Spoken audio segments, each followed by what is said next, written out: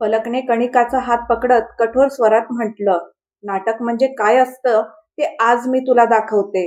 असं म्हणत ती तिला आतल्या खोलीत घेऊन गेली. अनुजा तिला थांबवण्यासाठी उठली, पण जसं ती उभी राहिली तसं तिला जोरात चक्कर आली. ती लगेच डोकं पकडत परत सोफ्यावर बसली. इकडे पलकने कणिकाचा हात धरला आणि तिला ओढत अनुजाच्या खोलीत आणलं. पण कणिकाने जसं त्या खोलीत पाऊल ठेवलं, तिला औषधांचा विचित्र वास जाणवला. तिने नकळत नाक मुरडलं.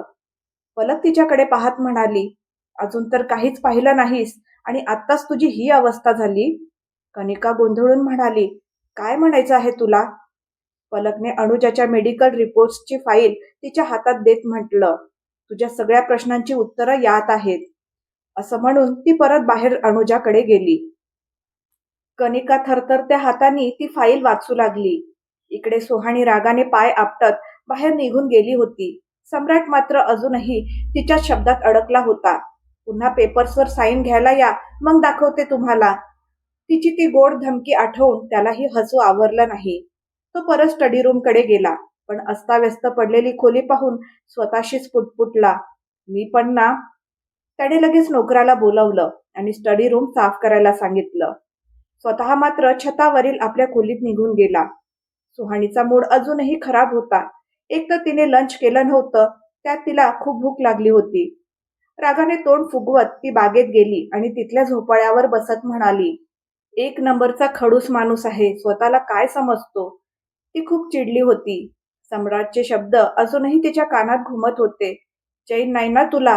का सारखी प्रत्येक ठिकाणी येतेस? माझ्या खोलीचं वाटोळं करून समाधान झालं नाही म्हणून स्टडी रूम मध्येही आलीस? ते आठवताच ती एकदम उठली आणि परत घरात गेली. इकडे कणिकाला अनुजाबद्दल सगळं समजलं होतं. रिपोर्ट्स वाचून तिच्या पायाखालची जमीनच सरकली. फाईल तिच्या हातातून खाली पडली. तिचा चेहरा अश्रूंनी पूर्ण भिजला होता. तिच्याच तोंडून निघालेले शब्द तिच्या डोक्यात घुमत होते, तुझ्यासारख्या मुलीने तर मरून जायला पाहिजे. तेवढ्यात मागून अनुजा आली आणि तिच्या खांद्यावर हात ठेवला. क्षणात कणिका मागे वळली आणि तिला घट्ट मिठी मारून हमसून हमसून रडू लागली. अनुजा मोठेपणाने तिच्या पाठीवरून हात फिरवत तिला शांत करण्याचा प्रयत्न करू लागली. पण कणिकाचं रडणं थांबत नव्हतं. तिला स्वतःच्या शब्दांची इतकी लाज वाटत होती की माफी मागायलाही तिच्याकडे शब्द उरले नव्हते. तिचे अश्रूच सगळं काही सांगत होते आणि अनुजा ते सगळं समजून घेत होती. दुसरीकडे सम्राट छतावरच्या खोलीत होता. तो लॅपटॉपवर काम करण्याचा प्रयत्न करत होता, पण त्याचं लक्ष लागत नव्हतं, कारण त्याच्या मनात वारंवार सुहाणीच येत होती. तिचं बोलणं, तिचा निरागस चेहरा, तिच्या डोळ्यातील वेदना, तिचे शब्द त्याच्या मनात पुन्हा पुन्हा घुमत होते. मला तर माहीतच नव्हतं की चेहऱ्यामागे तुम्ही आहात. माहीत असतं तर लग्न तर दूरच, मी तुमचा चेहराही पाहिला नसता. तुम्ही नकार द्यायचं होतं किंवा भावासारखं पळून गेले असते. जुनी आठवण आली की खूप दुखतं आणि ती वेदना तुम्ही कधीच समजू शकणार नाही, कारण तुम्ही कधी कुणावर प्रेमच केलं नाही. सम्राटने लॅपटॉप बंद केला. कपाळावर हात ठेवून त्याने डोळे मिटले. मिटलेल्या डोळ्यांसमोर अनुजाचा चेहरा तरळू लागला आणि कानात सुहाणीचे शब्द घुमू लागले, तुम्ही कधी कुणावर प्रेमच केलं नाही. नको असूनही त्याच्या डोळ्यातून एक अश्रू अलगद निसटला आणि गालावरून ओघळला. इकडे कणिका आता थोडी शांत झाली होती. अनुजाने तिला पाणी पाजलं आणि बाहेर हॉलमध्ये घेऊन आली. कणिकाला अजूनही विश्वास बसत नव्हता की इतकं मोठं सत्य तिच्यासमोर उभं राहील.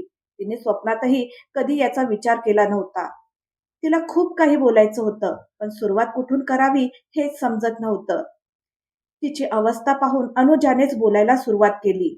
स्वतःला सावर कणिका, तुझ्या बोलण्याचं मला अजिबात वाईट वाटलं नाही.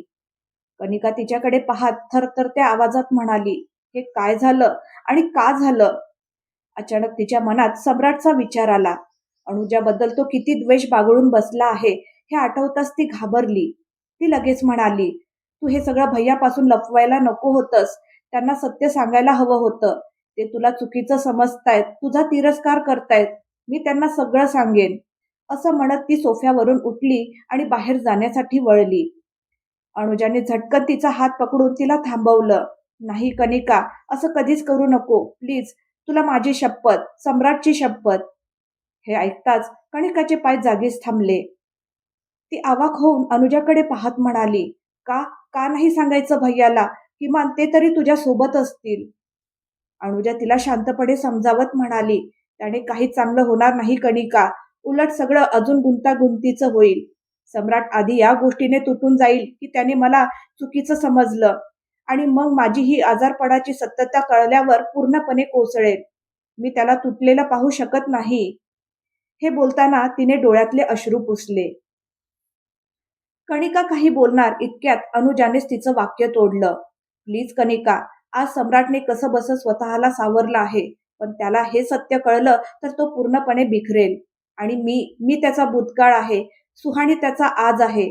भूतकाळाला वर्तमानात आणत नाहीत आणि तसंही मी आज आहे, उद्या राहीनच असं नाही. मग सम्राट काय करेल? स्वतःला कसं सावरू शकेल? म्हणूनच जे चाललं आहे ते चालू दे. आणि सुहाणीचं काय चुकलं आहे? आधी विराट तिला सोडून गेला आणि आता सत्य कळल्यावर सम्राटही तिला स्वीकारू शकणार नाही. अनुजाच्या शब्दांनी कणिकालाही खोल विचार करायला भाग पाडलं. तिने मोठ्या कष्टाने स्वतःला सावरलं आणि शांत डोक्याने सगळा विचार केला. शेवटी तिने अनुजाचं म्हणणं मान्य केलं आणि तिला वचन दिलं की ती सम्राटला कधीच हे सत्य सांगणार नाही. अनुजा हळू आवाजात म्हणाली, शक्य असेल तर पुन्हा मला भेटायला येऊ नकोस. हे ऐकताच दोघी एकमेकांना घट्ट मिठी मारतात. त्यानंतर कणिका घराकडे निघून जाते. सायंकाळ होऊ लागली होती. सम्राट अजूनही छतावरच्या खोलीत बसून आपलं काम पूर्ण करत होता. तेवढ्यात त्याला आठवलं की त्याची एक महत्वाची फाईल खाली स्टडी रूम मध्ये राहिली आहे. त्याने लॅपटॉप बाजूला ठेवला आणि खाली आपल्या खोलीत गेला. जसं त्याने दरवाजा उघडला तसं आश्चर्याने त्याचे डोळे विस्फारले. सुहाणीने आधी बदलून टाकलेली खोली पुन्हा अगदी पूर्वीसारखी केली होती. तेच काळे पडदे, भिंतीवर तीच विचित्र पेंटिंग्स, सगळं जसंच्या तसं. हे पाहून सम्राट मनातच म्हणाला, ही मुलगी पन्ना खूप विचित्र आहे. कधी काय करेल काही सांगता येत नाही. तेवढ्या सुहाणी खोलीत आली. तिने सम्राटकडे पूर्णपणे दुर्लक्ष केलं आणि स्वतःच्या कामात गुंतली. नोकर फुलदाणीतून गुलाबाची फुलं काढून जुनी फुलं ठेवू लागला. सम्राट लगेच म्हणाला, राहू देते आणि ही खोली परत आधीसारखी कर. नोकर आश्चर्याने म्हणाला, काय? सम्राट काही बोलणार इतक्या सुहाणी मध्येच म्हणाली, काही गरज नाही तुमच्या इतक्या मेहरबानीची. तुमची खोली तुम्हालाच मुबारक. ती एखाद्या रुसलेल्या छोट्या मुलीसारखी तोंड फुगवून बोलली. सम्राट तिच्याकडे चालत गेला आणि म्हणाला, मी सॉरी बोलतोय ना? सुहाणी लगेच त्याच टोन मध्ये म्हणाली, म्हणजे काय? काही उपकार करताय का? सम्राटने नोकरला बाहेर जाण्याचा इशारा केला.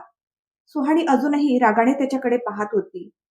सम्राट काही बोलायला तोंड उघडतो, पण सुहाणी त्याला संधीच देत नाही. ती लगेच म्हणाली, मला तुमचं काहीच ऐकायचं नाही आणि तुमची सॉरी तर अजिबातच नको. बोलता बोलता तिला जोराचा खोकला येऊ लागला. ती सतत खोकू लागली. सम्राटने क्षणाचाही विलंब न करता बाजूचा पाण्याचा ग्लास उचलला आणि तिच्या ओठांजवळ नेलं. दुसऱ्या हाताने तिच्या पाठीवर हलकेच हात फिरवत म्हणाला, आरामातही रागवू शकतेस ना तू? इतका हायपर होण्याची काय गरज आहे? तो बोलतही होता आणि तिची काळजीही घेत होता. तेवढ्यात कणिका तिथे आली आणि तिची नजर त्या दोघांवर पडली. समोरचं दृश्य पाहून ती आश्चर्यचकित झाली. थोड्याच वेळापूर्वी तिने सम्राटला सुहाणीवर ओरडताना पाहिलं होतं आणि आता तोच सम्राट तिची इतकी काळजी घेत होता. हे पाहून तिच्या ओठांवर हलकीशी स्माईल आली. ती मनात म्हणाली, तू बरोबर होतीस अनुजा. स्वतःसाठी भैयाच्या मनात द्वेष निर्माण करूनही तू त्यांना पुढे जाण्याची एक आशा दिली आहेस. नाहीतर भैया कायम तिथेच थांबून गेले असते. तुझे जितके आभार मानू तितके कमीच आहेत.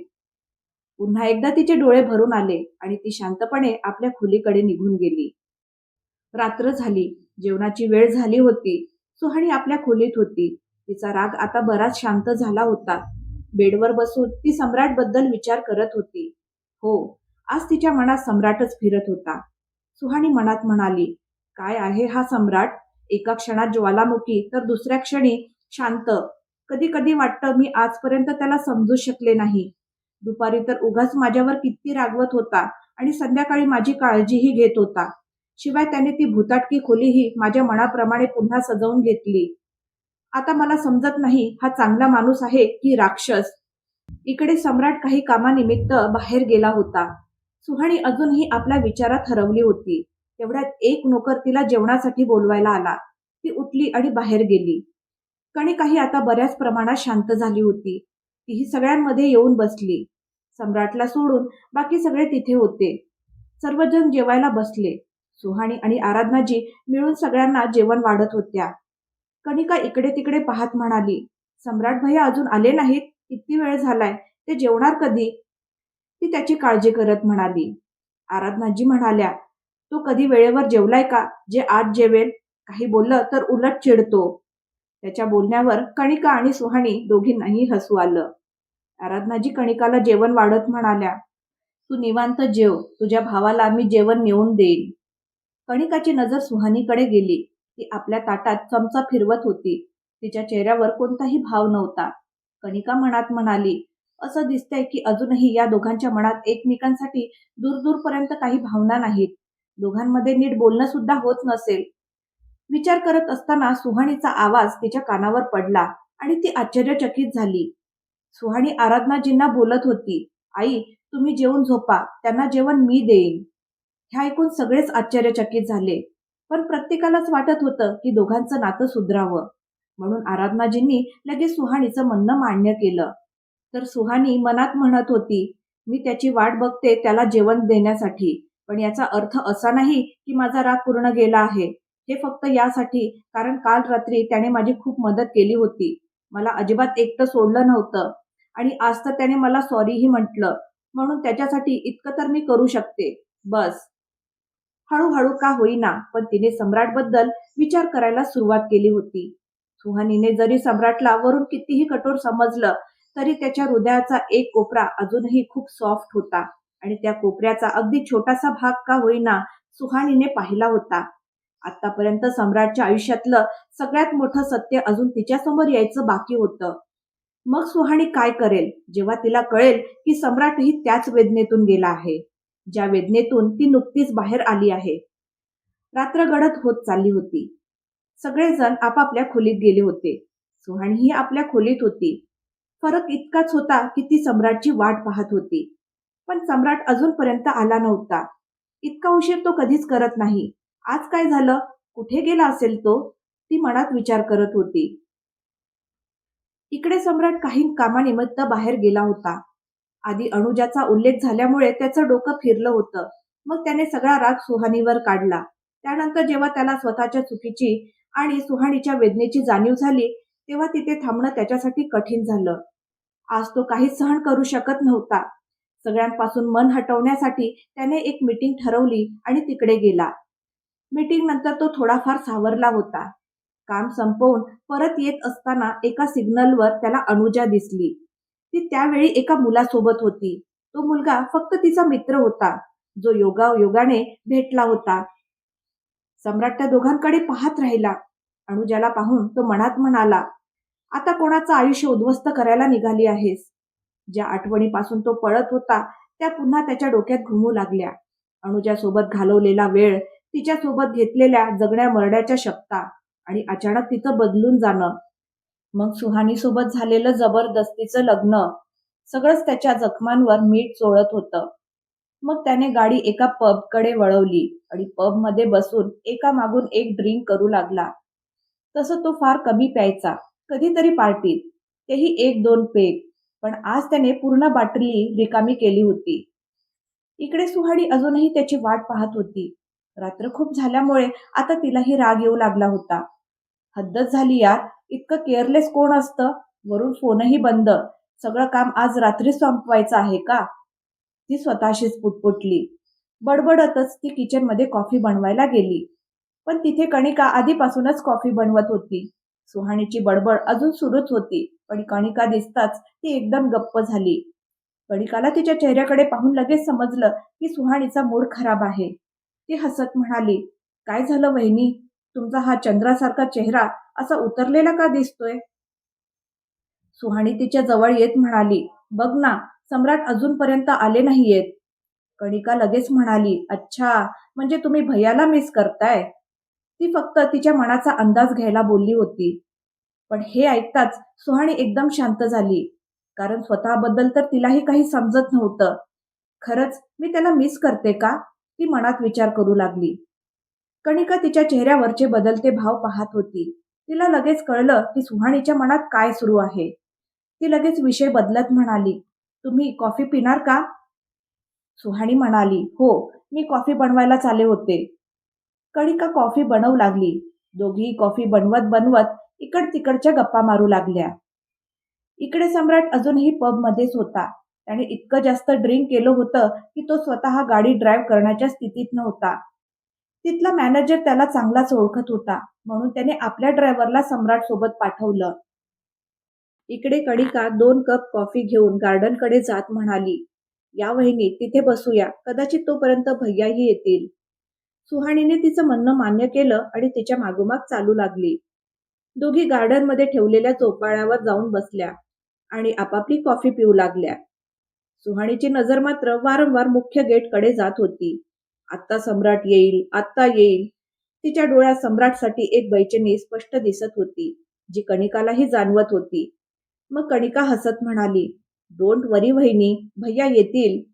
तिचं असं म्हणणं ऐकताच सुहाणी थोडी गोंधळली आणि लगेच चेहरा दुसरीकडे वळवला. कणिका पुन्हा म्हणाली, अच्छा, ते सगळं सोडा आणि सांगा, भैया तुम्हाला कसे वाटतात? तिचा असा प्रश्न ऐकून सुहानीने विचित्र नजरेने तिच्याकडे पाहिलं. कणिका लगेच म्हणाली, अरे वहिनी, काही वेगळा अर्थ काढू नका. माझा अर्थ असा की जसं आपण एखाद्या माणसाला ओळखतो, समजून घेतो, त्या हिशेबाने भैया तुम्हाला कसे वाटतात? सुहाणी लगेच म्हणाली, राक्षस, एक नंबरचा खडूस, रागाने भरलेला ज्वालामुखी, जो नेहमी माझ्यावरच फुटतो. ती न थांबता बोलत राहिली. नेहमी त्या लाल लाल डोळ्यांनी सगळ्यांना घाबरवत असतात. त्यांच्या हातात असतं तर कुणाला श्वासही घेऊ दिला नसता. कुणाचंच ऐकत नाही, फक्त स्वतःचंच खरं मांडतात. थोडा श्वास घेत ती पुन्हा म्हणाली, आणि त्यांच्या छातीत हृदय तर आहेच नाही, अगदी दगड आहे, दगड. स्वतःच्या मनातलं कुणालाच सांगत नाहीत.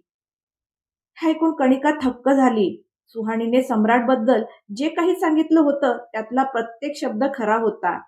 अनुजानंतर जर कोणी सम्राटला खरंच समजून घेतलं असेल तर ती होती सुहानी.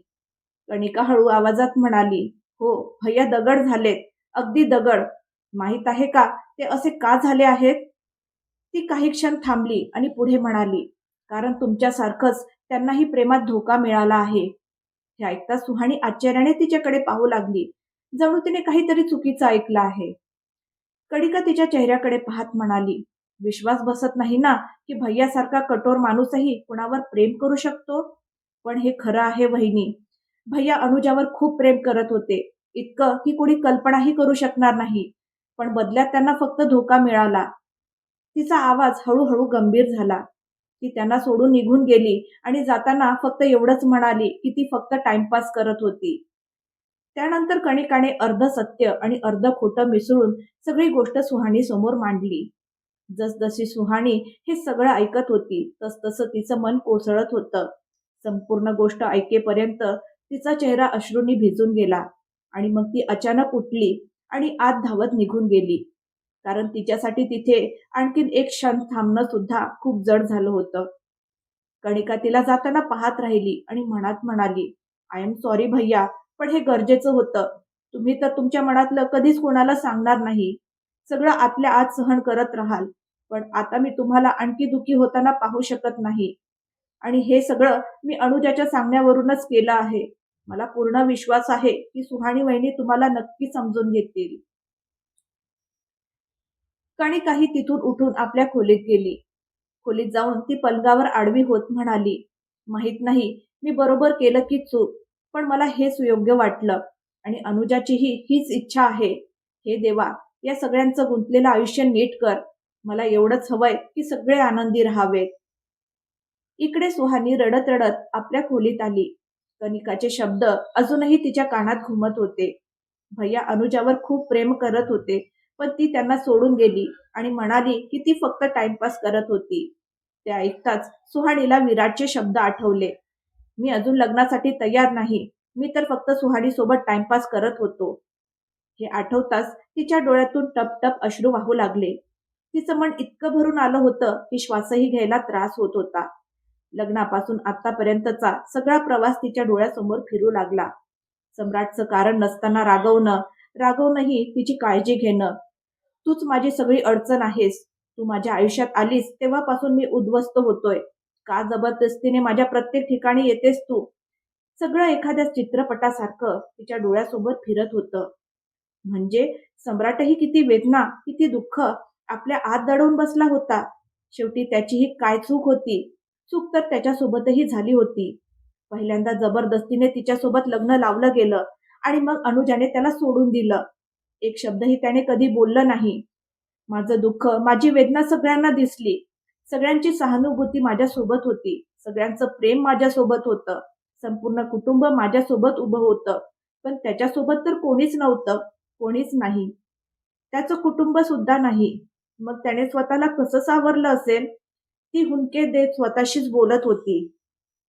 मी तरी रडून रडून माझं दुःख व्यक्त केलं. ओरडून सगळ्यांना सांगितलं. पण त्याने ते सगळं आतच दाबून ठेवलं. शेवटी त्याचं ऐकणार कोण? हा विचार करत करत ती इतकी रडली की तिला हिचक्याही येऊ लागल्या. मी तरी पुढे गेले, कारण माझं पूर्ण कुटुंब माझ्यासोबत आहे. पण तो अजूनही तिथेच उभा आहे आणि तोही एकटा. डोळ्यातले अश्रू पुसत ती म्हणाली, आज तिने सम्राटचं दुःख मनापासून अनुभवलं होतं. किंवा असं म्हणूया, सम्राटच्या हृदयातलं दुःख तिच्या डोळ्यातून वाहत होतं. रडून रडून तिचे डोळेही लाल झाले होते. तेवढ्यात तिला सम्राटच्या गाडीचा हॉर्न ऐकू आला.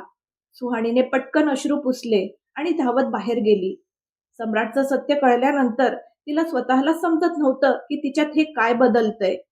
कदाचित ती त्याच्या वेदनेशी जोडली गेली होती. कदाचित आता सम्राटबद्दल तिचे विचार बदलतील, तिची नजर बदलून जाईल आणि कदाचित तिचं मनही. आता बघायचं होतं की सम्राट हे सगळं कसं घेतो. दरम्यान नशेच्या अवस्थेत सम्राट घरात शिरला. रघुवीरजी आपल्या खोलीच्या खिडकीतून त्यालाच पाहत होते. त्याची ती अवस्था पाहून त्यांना खूप राग आला. पण रात्र खूप झाली होती, म्हणून त्यांनी ठरवलं की सकाळी त्याच्याशी बोलूया. ते पुन्हा जाऊन झोपले. सम्राट मात्र नशेत घरात येत होता. त्याचे पाय डगमगत होते. तो दाराला धरून उभा राहिला. त्याला शुद्ध नव्हती, भान नव्हतं, काहीच जाणवत नव्हतं. आता सुहाणी समोर सत्य आलंच आहे. आता बघायचं आहे ती काय करते. ती सम्राटला समजून घेऊ शकेल का? ती त्याला पुन्हा जगायला शिकवू शकेल का? हे जाणून घेण्यासाठी पाहत रहा माय फोर्स मॅरेज.